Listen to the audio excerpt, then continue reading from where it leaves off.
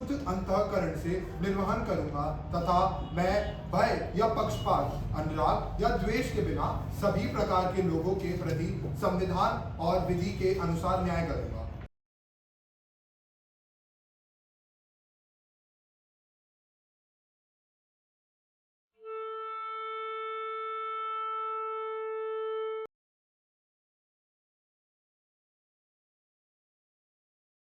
देश के लिए एक दर्दनाक घटना है।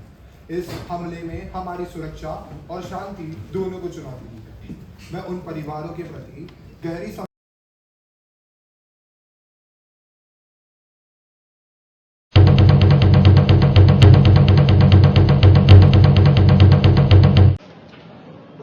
मैं राजकुमार विपक्ष का सदस्य होने के कारण आज शिक्षा मंत्री की कुछ उपलब्धियां गिनाने जा रहा हूं क्वेश्चन पूछने से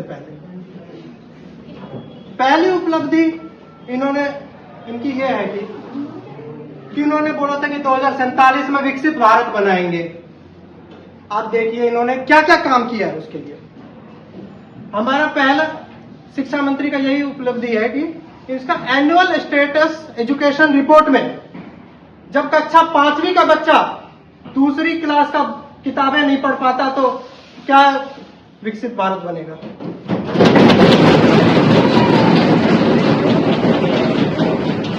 और दूसरी उपलब्धि आप सुनिए, आप ये तो और भी अच्छा है। वर्ल्ड क्लास इंफ्रास्ट्रक्चर, हाँ इनका है वर्ल्ड क्लास इंफ्रास्ट्रक्चर। अब मैं बताता हूं कैसे।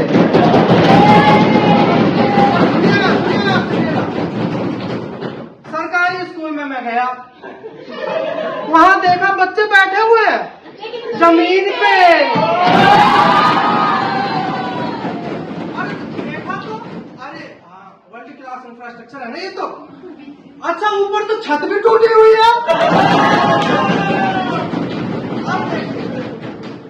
आप देखिए छत से तो अब वर्ल्ड दिख ही रहा है, आसमान दिख रहा है तो वर्ल्ड दिख रहा है।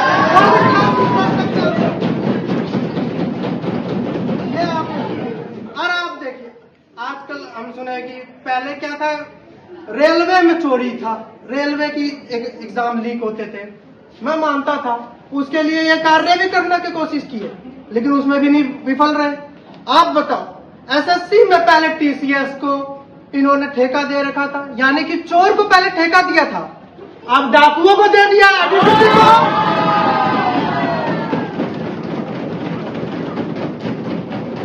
तो वही है।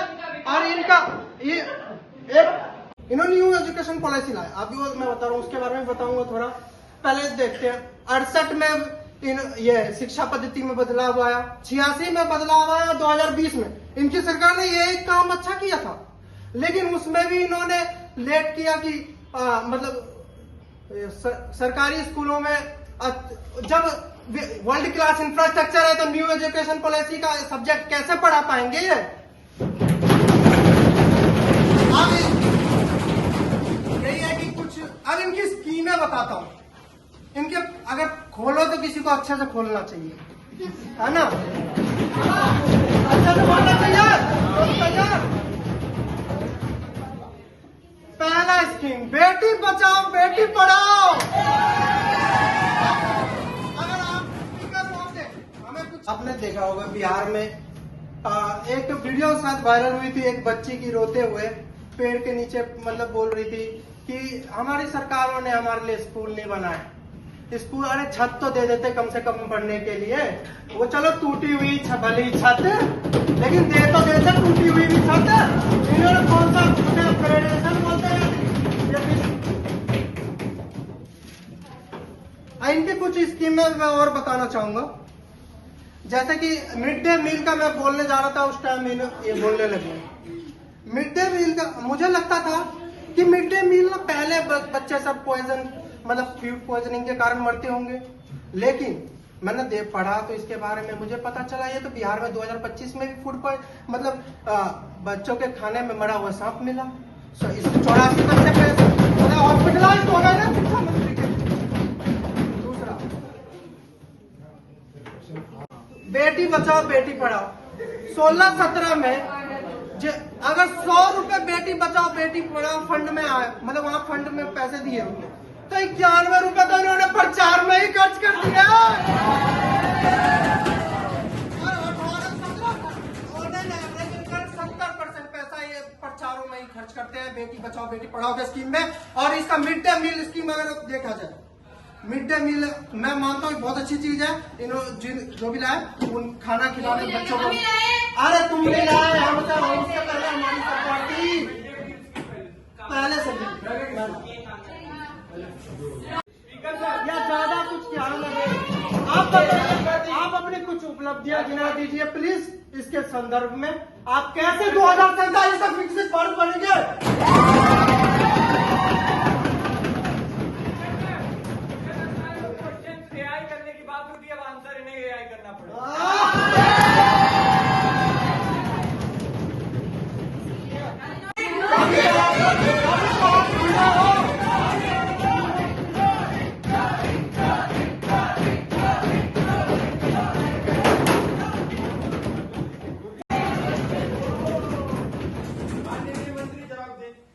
लैपटॉप पे ChatGPT खुला गया।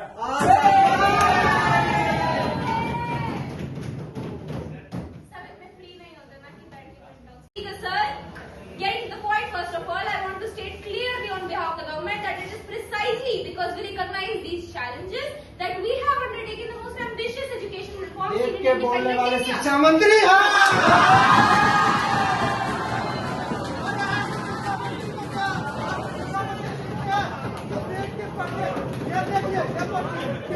बोलता हूँ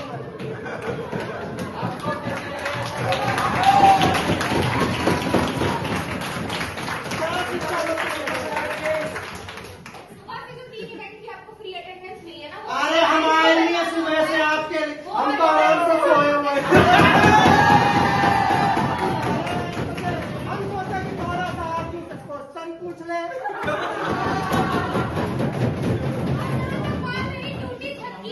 अरे सुनिए स्पीकर महोदय ने क्या बताया? लिटरेट और एजुकेटेड में फर्क तो होता है।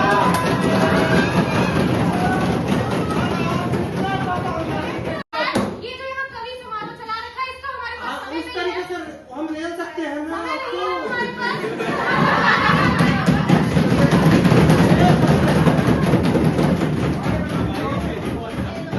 जहाँ तक आपने बात की मिड डे मील्स की, तो कोई भी चीज ठीक होते होती है, ठीक है? अरे मैं आप 10 पुरानी दिन बात बाद लेकर बैठ जाएंगे तो कुछ नहीं चलने वाला है, ठीक है? हर एक चीज हर जगह पे धीरे धीरे करके सही होगी। मान्य सदस्य बैठ जाइए। सरकार आपकी देखो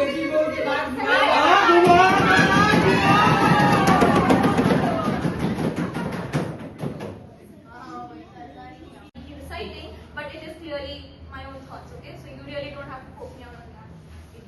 Anyways, those who accuse us of promoting rote learning are ignoring that NEP 2020, as you mentioned, explicitly moves the system towards competency-based education and assessment, critical thinking, creativity, and problem solving from foundational literacy, by the way. When the very problems that the opposition is highlighting today. And now we have to talk about infra and dropouts, by the way. Weak infrastructure and high dropouts were not born in the last 10 years. They are the legacy of decades of neglect that this government is systematically cleaning up, by the way. 14,500 schools are being upgraded as speaker, मेरा ये प्रश्न है कि आखिरकार health care sector को क्या मजाक बनाकर रखा है इन्होंने? डेटा शो ये करता है कि 3 में से हर एक वेंटिलेटर मेजर हॉस्पिटल जो कि गवर्नमेंट खुद ऑन करती है वहाँ पे चल ही नहीं रहे हैं। अगर इतनी बेसिक से बेसिक फैसिलिटी हमें प्रोवाइड नहीं हो पा रही है, हम कैसे कह सकते हैं कि गवर्नमेंट हमें मेडिसिन भी ढंग की प्रोवाइड कर पाएगी? वेंटिलेटर जिससे सांस आती है हमें वही प्रोवाइड नहीं हो पा रहा, हम कैसे कहें कि हमारा हेल्थ सेक्टर अच्छा हो रहा है? Today, opposition has questioned about health of citizens and indirectly questioned that the government is not working good in the health sector, and we have taken the health of citizens as a joke. But let me clear that doubt. इन्होंने जो पूरा data है उन्होंने केवल आधा ही बताया है। they have raised the concern that nearly 1 in 3 ventilators in major government hospitals are non-functional and there is shortage. So I would like to answer this question by saying that it may appear as our hospitals struggling, but when you look within, the truth is very different. Let me place the fact clearly before this house. According to our inter-verification, many of these are not permanently broken. They are temporarily down for maintenance or repairs. This is not shortage of equipment. It is matter of timely maintenance. Our government has already initiated corrective steps ensuring repair contract, biomechanical engineers on duty and replacement of 40 PM cares ventilators. Let me remind the opposition that at the time of COVID-19, it was our government that provided 36,443 ventilators to government hospitals. Our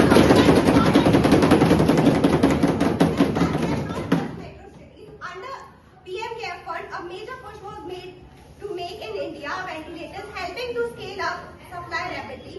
In the backup, we also have an additional 2,022 ventilators available under central procurement, which can be allotted to government hospitals as needed.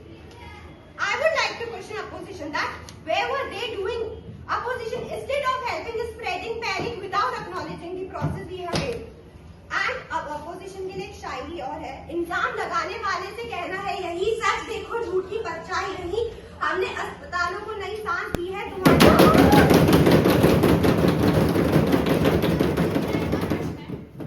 UP में तो आपकी सरकार है, मान लीजिए आप अगर अभी बीमार हो जाते हैं, खुदा न खास्ता ऐसा हो, पर अगर आप हो जाती है तो क्या आप यूपी के सरकारी अस्पताल में जाना पसंद करेंगी?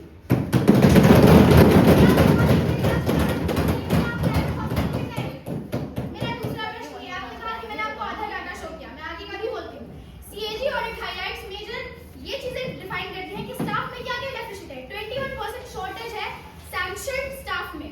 दूसरा, large gaps among specialist, nurses, paramedics and official in medical. तो आप कैसे बता रहे हैं कि आप ऑफिसर कुछ हेल्प कर रही है मेडिकल में या फिर कुछ भी हेल्थ का सेक्टर बढ़ रहा है?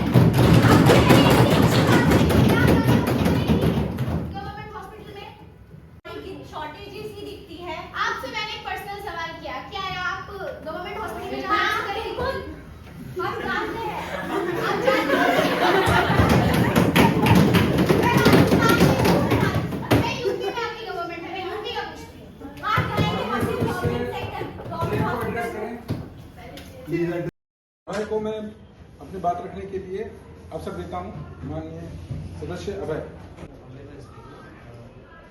My question is, why are our rivers still not clean after spending thousands of crores on it?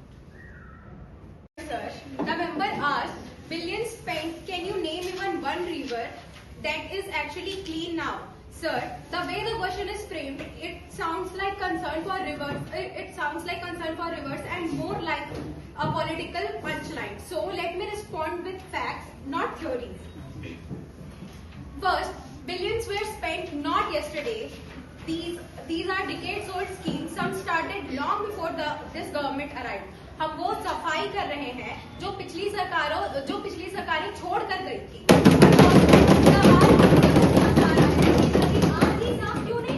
Second, sir, the member asked for one river. I will give several rivers, data-backed examples, not WhatsApp emotion. Yamuna, yes, decades of untreated sewage choked it. But today's Delhi's wastewater treatment capacity has crossed 1,000 MLD additions and Najafgarh drain interception is underway. Yamuna में actual dissolved oxygen levels बढ़े हैं in multiple stretches. Ganga, sir, not just clean in several stretches, fit for bathing and even propagation of wildlife. In Varanasi, remain above 8 mg per eye. Fecal coliform levels have dropped by nearly 50 to 70% in many stretches and dolphins have returned. ये nature certification है, कोई government press release नहीं. For years, a dead canal today treated water maintains its flow and industrial effluent discharge has dropped drastically thanks to strict CETP enforcement. COOUM and Adyar in Chennai, for the first time, mass desilting and sewage diversion has created stretches where stench has reduced and water quality is improving consistently. Sir, the member talks as if हमें पैसे drain में डाल रहे हैं। हमने drain को ही sewer में बदल दिया है।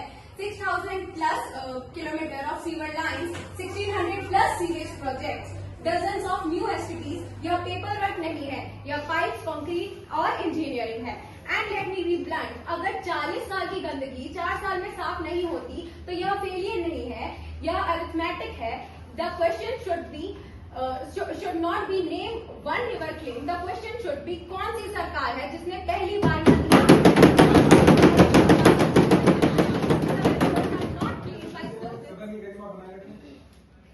Sir, rivers are not claimed by slogans, rivers are claimed by infrastructure, and that is exactly why what the government is building, brick by brick, STP by STP, city by city.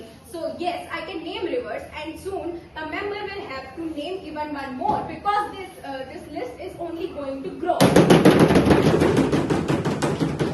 इन्हें अगर इतने आंकड़े और तथ्य समझ आते तो आजकल ही सरकार बना चुके होते।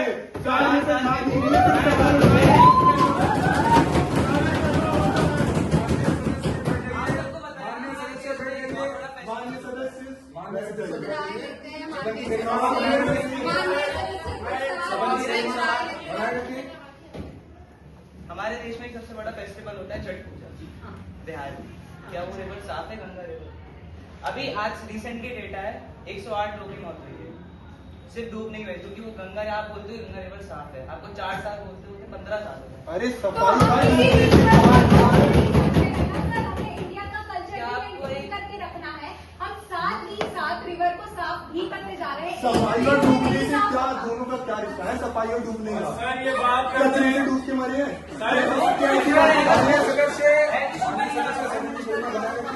हमारे प्रधानमंत्री जी एक भी प्रेस कॉन्फ्रेंस में बैठे हैं और मैं आपको बताना चाहूंगा कि हमारा इंडिया फ्रीडम ऑफ प्रेस में कितना आगे है। अगर ये बात है प्रेस कॉन्फ्रेंस में दिखाने की या चीजें बदलने की, तो मैं आपको बता देता हूँ इसके पहले की सरकारों में पेरिस एग्रीमेंट नहीं आया। पेरिस एग्रीमेंट आया है 2015 में सस्टेनेबल डेवलपमेंट को लेकर। तो सरकारें अब जागरूक हो रही हैं इस चीज को लेकर कि हमें डेवलपमेंट कैसे करना है जो सस्टेनेबल। जो भी सदस्य बोलना चाहते हैं पहले अध्यक्ष की अनुमति लें। माननीय सदस्य बैठ जाइए। I really want to ask the question from Roadway Minister about their remarkable work on the lands. पहले तो मैं उनको ये बोलना चाहूंगी, मैडम सुनती वही है जहाँ इनकी भलाई हो, मैडम सुनती वही है जहाँ इनकी भलाई हो, और ये काम वही करती हैं जहाँ इनकी कमाई हो।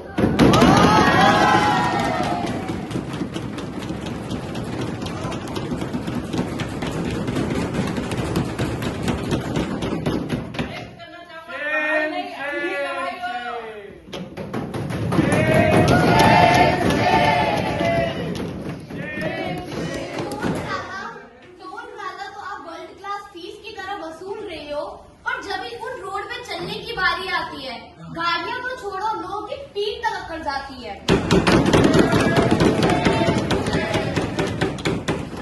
मेरा मतलब ये है, जो आप ये सर्विस की फीस वसूल रहे हो, ये फीस हमें फ्यूचर में मिलने वाली है या ये आपकी टूटी हुई रोडों का जुर्माना है जो आप हमसे आज भरवा रही हो।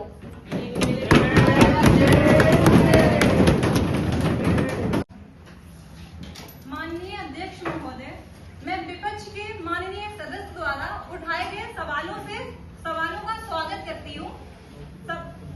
कड़वे सवाल अच्छे होते हैं माननीय सदस्य, मीठे सवालों से सड़कें नहीं सुधरती।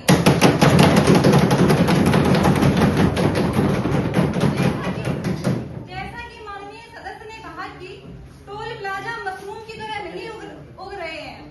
जी हाँ, लेकिन गड्ढे सरकार नहीं उगाती, वो पिछली बरसात और पिछली सरकारों की देन है।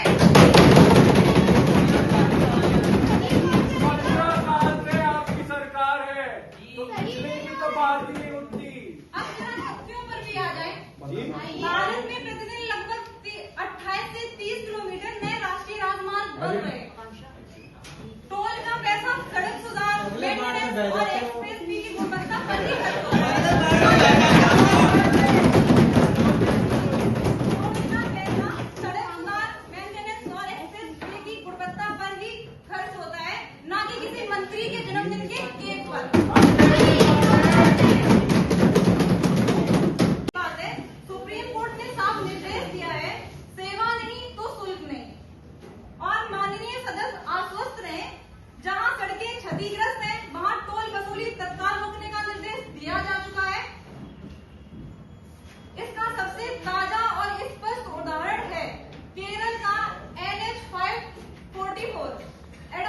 बंद थी सेक्शन। वहाँ सड़कों की हालत बहुत खराब थी, जगह जगह गड्ढे, लगातार जाम और निर्माण कार्य भी लटकता हुआ। इसके बावजूद Paliyekkara toll plaza, no service no toll.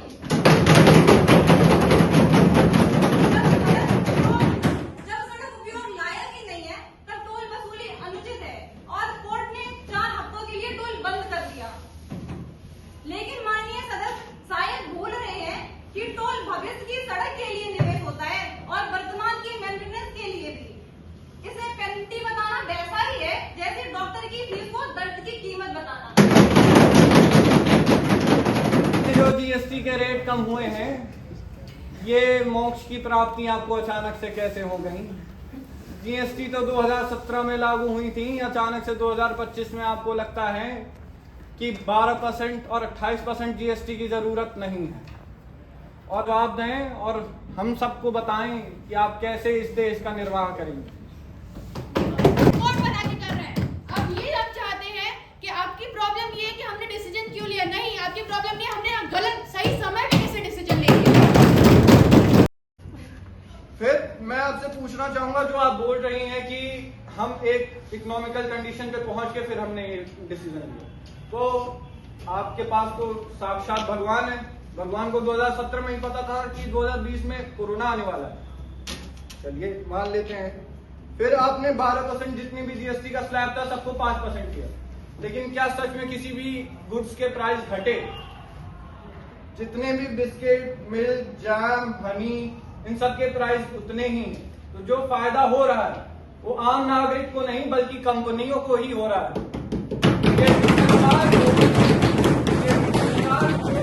Adani की सरकार कहा जाता है, आपने तो सीधे लाके हम उनके थाली में परोस दिया सब कुछ। और मैं आपको बताना चाहूंगा, आप अगर बात कर रही हो कि इससे लोगों का फायदा हुआ है, कॉमनर्स का फायदा हुआ है, चलो तेल वगैरह के दाम तो नहीं घटे। उसके बाद अगर कॉमनर इंश्योरेंस प्रीमियम लेना चाहता है, पहले उस पर टैक्स था, अब कोई टैक्स नहीं, पर वही इंश्योरेंस कंपनी को कोई इनपुट टैक्स क्रेडिट नहीं मिल रहा। तो वो जो उनका खर्चा होता है वो हमारे में ही, हमारे इंश्योरेंस प्रीमियम में ही लगा के हमारा प्रीमियम बढ़ाती रही। तो जो भाजपा की सरकार है वो क्या सच में अडानी और अंबानी की सरकार है? उन्हें ही फायदा दिलाएगी।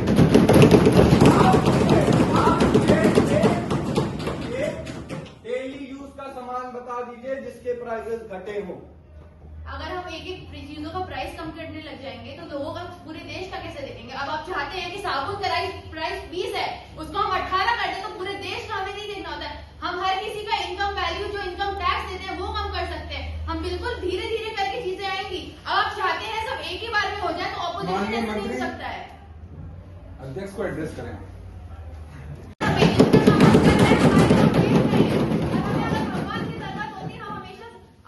माननीय सदस्य, आपके पास केवल 2 मिनट का समय था, हम कृपया करके बैठ जाइए।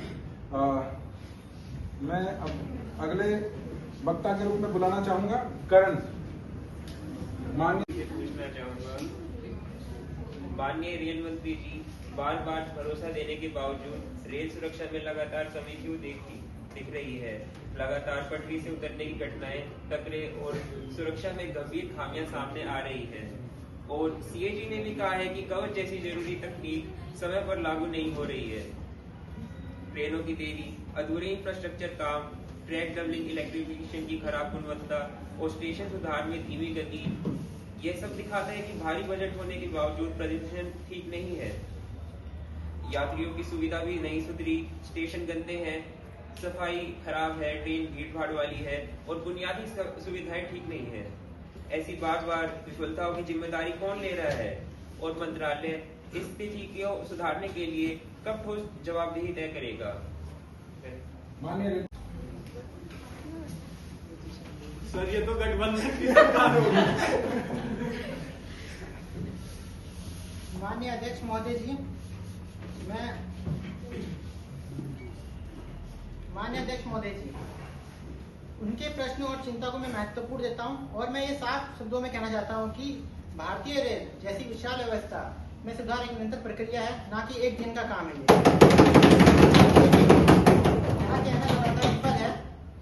यह कहना कि रेलवे लगातार विफल है, यह तो तथ्यों से दूर केवल राजनीतिक बयानबाजी ही है। मैं कुछ बिंदुओं पे प्रकाश डालना चाहता हूँ जो भारतीय रेल है उसके सुरक्षा पे सबसे बड़ा निवेश हो रहा है और कड़ा निगरानी तंत्र बनाया जा रहा है। पिछले वर्षों में सुरक्षा पर आपको सबसे बड़ा बजट आवंटन किया गया है। कवच प्रणाली को तेज करा जा रहा है, विस्तार दिया जा रहा है उसको। जहाँ पहले केवल पायलट था, आज वहाँ कई जोन में लागू किया जा चुका है।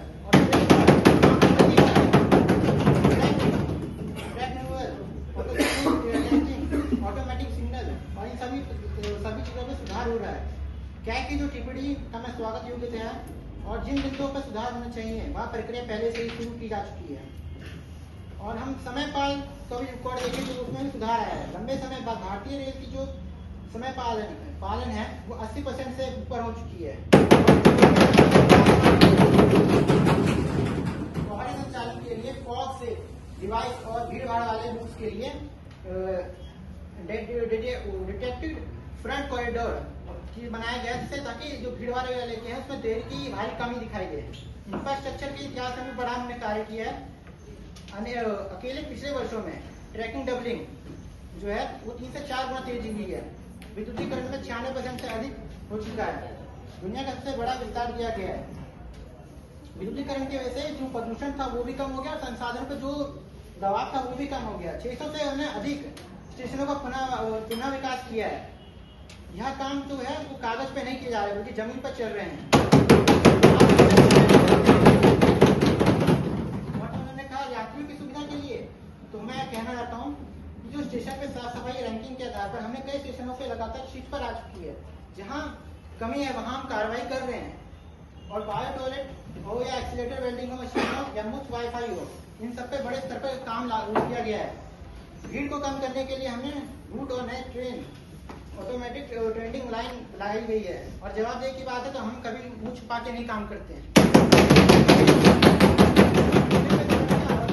हम जीरो टॉलरेंस की नीति अपना रहे हैं। हम इसको बख्शा नहीं जाएगा किसी को। काम नहीं कर रहे हैं उन पे हम कानूनी कार्रवाई करेंगे। और सरकार जो जवाबदेही है, सरकार जवाबदेही से नहीं भागती है, सुधार करके दिखाती है। अंत में मैं यही कहना चाहूंगा कि भारतीय रेल दुनिया का सबसे बड़ा और सबसे व्यस्त नेटवर्क है। चुनौतियां जरूर हैं, लेकिन हम इसे नजरअंदाज नहीं कर सकते हैं, बल्कि इसका समाधान और सुधार के लिए हम तेज रफ्तार से काम कर रहे हैं। That social discrimination doesn't come with a salary slip, or does the government now think that caste is a money back guarantee issue?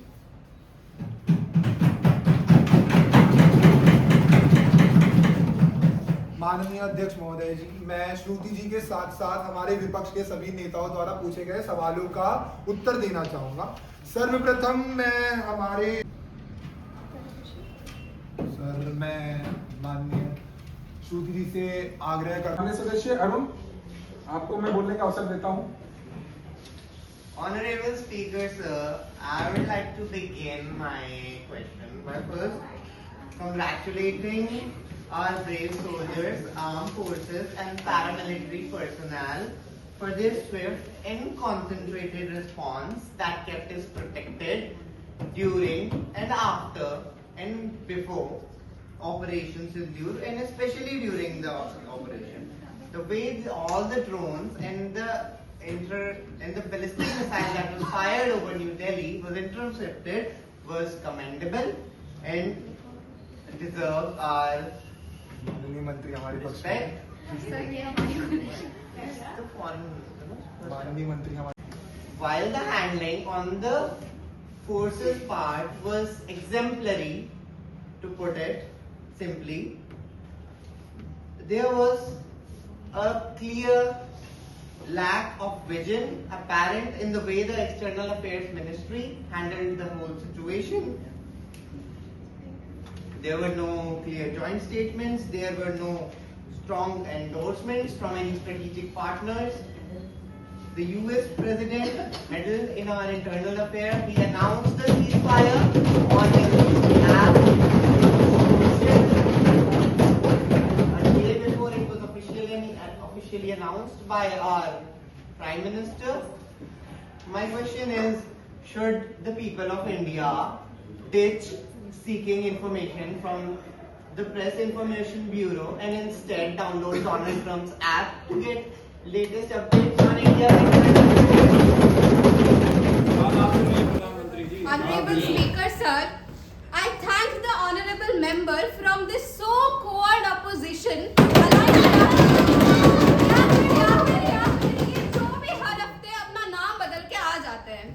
For the question and come समझ. So let me answer इनके questions point by point. पहला कि international support जो promise किया गया था वो कहाँ था? सर वो सपोर्ट वही था जो अपनी जगह होना चाहिए. अपोजिशन के इको चैम्बर में. डोनाल्ड ट्रम्प के जेब में. देखा, समझा और इंडिया को सपोर्ट भी किया, पार्टनर से इंटेलिजेंस भी शेयर करी, कोऑर्डिनेशन भी की और ये तक इंश्योर किया कि वो हमारे देश के अगेंस्ट कोई ना बोल पाए. लेकिन अपोजिशन को तो वर्ल्ड परेड चाहिए. सीओ के डिफेंस मिनिस्ट्री की मीटिंग हुई थी, उसमें कुछ पूछा है जी. अगर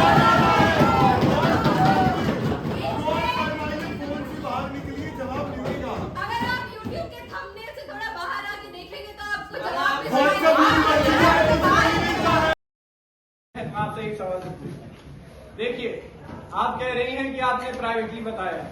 डोनाल्ड ट्रंप ने 29 बार बोला था ये कि इंडिया का सीज फायर उन्होंने रुकवाया है. इंडिया का जो सीज फायर हुआ है उनके बदौलत हुआ है. कहीं भी हमारे माननीय प्रधानमंत्री ने ये नहीं कहा ओपनली कि हाँ ये डोनाल्ड ट्रंप का किया हुआ नहीं है. मैं चैलेंज देता हूं प्रधानमंत्री जी को कि अगर ऐसा है तो इसी सभा में लिखकर सबके सामने ये बता सके. और ये असली पार्लियामेंट में भी हुआ है. राहुल गांधी ने ये सवाल पूछा था, प्रधानमंत्री ने उसका कोई जवाब नहीं दिया. जवाब दो.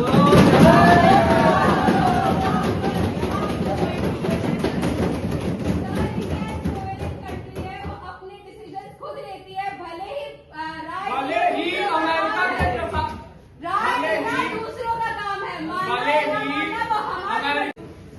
बोलने का अवसर देता हूँ माननीय सदस्य नेहा.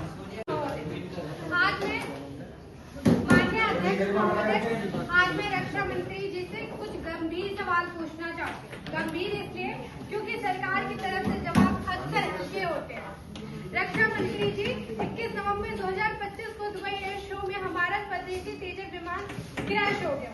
हमारे देश के बहादुर पायलट विंग कमांडर नमेश शायर शहीद हो गए. दुनिया देख रही थी और हम भी शर्मिंदा हो रहे थे. क्या ये हादसा तकनीकी खराबी थी या गुणवत्ता नियंत्रण की सबसे बड़ी विफलता? मैं आपका जवाब चाहती हूँ. क्या युवा पूछा 4 साल बाद क्या? तो मेरा सवाल ये है, 4 साल बाद अग्निवीर का भविष्य क्या होगा? क्या कोई नौकरी की गारंटी है या सिर्फ वादा?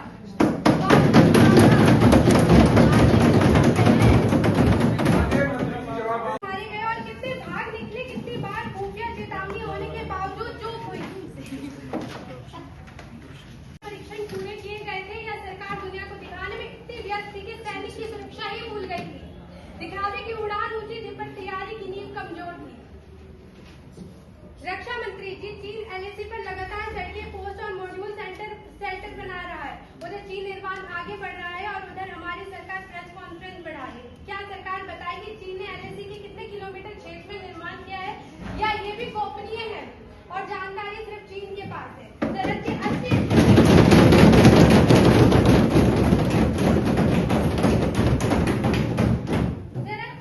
स्थिति सब ठीक है कि प्रेस नोट से नहीं सुधरती? इस साल जम्मू कश्मीर में घुसपैठ और हमले बढ़ रहे हैं. सरकार दावा कहती है नीति सख्त है, लेकिन आतंकवादियों की गतिविधियां कहती है नीति टीवी पर सख्त है, जमीन पर नहीं है. Honorable Speaker, sir, I raised today to address the concerns of the opposition. First question, that was Tejas aircraft. Before addressing the technical issue, I would like to first express deep condolence to the brave pilot who has lost their life. Now it's quite interesting to see how opposition suddenly behave as if they have discovered aviation safety only after Tejas incident.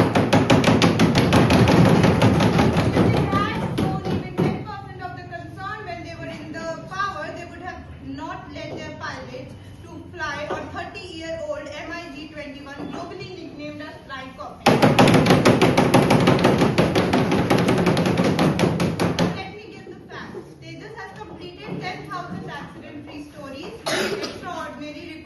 any fighter jets in early service year. It has already participated in multiple international exercises, including UAE, showcasing India's capabilities in international global stage. In recent crash was the first 20-year development history, a safety record far better than any other fighter jets, including F-35 Rafale. Both and to let me remind the House, under the opposition, India saw almost 400 IAF aircraft accidents in 20 years, and in accident rate is lowest in decades. Shame, shame, shame.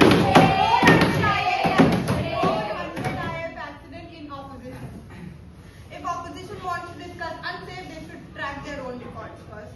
Coming on to the Chinese infrastructure expansion, the opposition talks about India has discovered China and building along the AC. The truth is that China has been developing for a long time. What India has done, border roads have increased from about 1400 km to over 3600 km before doubling strategy. आपका ये कहना होगा, but इसलिए नहीं, उनको हमेशा से एक प्रिविलेज थी कि उनकी 4, 10 पीढ़ी 50 पीढ़ी पढ़ रही थी, इसलिए उनको हमेशा से एक प्रिविलेज थी। बट SC STs को ये प्रिविलेज कभी थी ही नहीं। ये 75 साल हमारे साथ होता है, हमारे समाज के साथ होता है, जिसके बारे में कोई नहीं बोलता। जैसे कि अभी हमारे वाई पूरन सिंह हमारे IPS थे, उनके संग सुसाइड हो, उन्होंने सुसाइड करा। क्यों करा सुसाइड? अब वो तो एक IPS थे ना। आज SC ST समुदाय में भी एक बड़ा हिस्सा शिक्षा, नौकरियों, व्यवसाय और सरकारी सेवाओं में स्थापित हो चुका है। वर्तमान सामाजिक ढांचे में असमानता केवल जातिगत नहीं बल्कि आंतरिक वर्गीय भी हो गई है। इस बदली हुई वास्तविकता को देखते हुए क्रीमी लेयर पर एक स्पष्ट कानून बनना आवश्यक है। IP puts the unemployment rate at 7.0. फिर आते हैं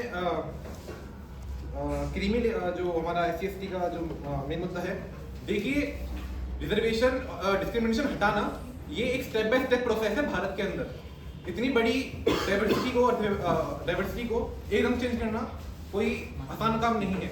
तो क्रीमी लेयर को इंट्रोड्यूस करना सिर्फ एक स्टेप है जो कि पहले क्वार्टर में भी उससे भी कम है।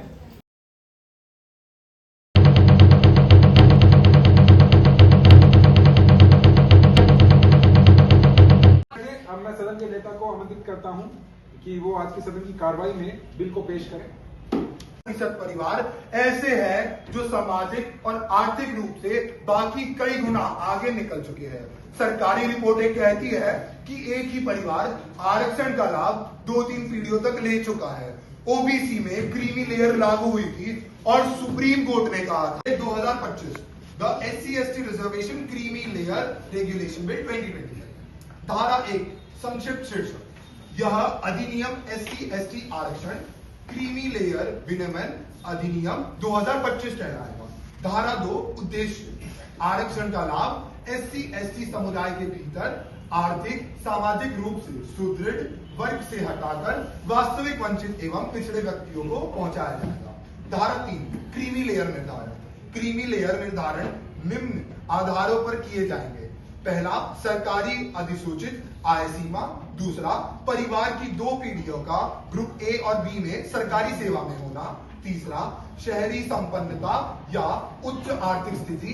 चौथा, सामाजिक ऐतिहासिक वंचना का मूल्यांकन केवल आय नहीं।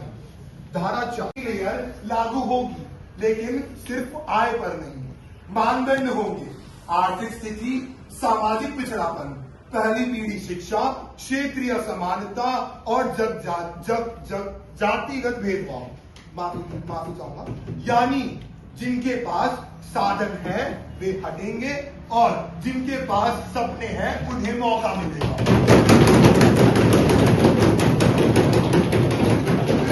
विपक्ष के लिए एक छोटा सा संदेश है कि आपको चुनाव बचाना है, हमें भविष्य बचाना है। आपको चुनाव बचाना है, हमें भविष्य बचाना है। आपको नारे चाहिए, हमें समाधान चाहिए। आपको नारे चाहिए, हमें समाधान चाहिए। आप वोट बैंक की राजनीति करते हैं, हम न्याय की राजनीति करते हैं।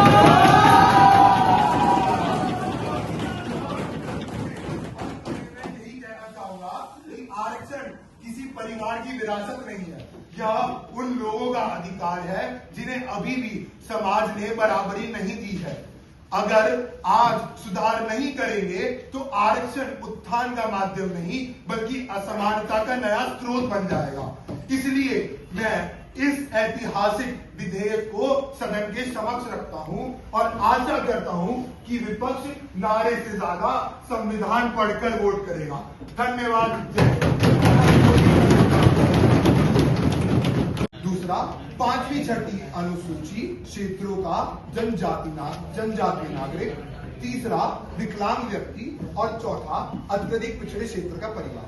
धारा 5 क्रियान्वयन। यह हर 5 वर्ष में अनिवार्य रूप से समीक्षा किए जाएंगे। धन्यवाद। माननीय मंत्री, बिल को सदन के समक्ष पेश कर दिया गया है और सदन के पटल में सभी माननीय सदस्यों के पटल पे इस बिल की प्रतियां भी रख दी गई हैं। अब मैं सदन की कार्रवाई को आगे बढ़ाते हुए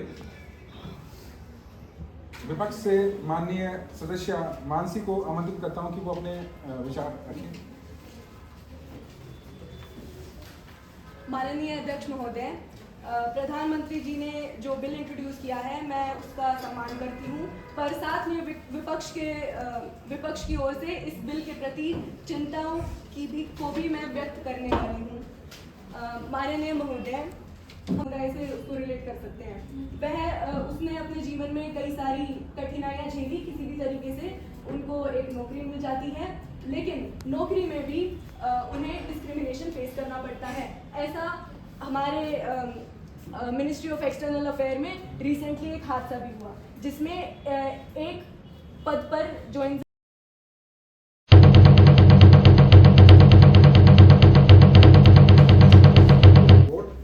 Those in favor of the bill may say yes. Those who are in favor of this bill may yes. Yes. Those against may say no. No. Sir, vote. The result of the division has been received. The number of votes in favor of the bill is less, and the number of the votes against it is higher. So therefore, the bill does not obtain the required majority. The bill stands rejected.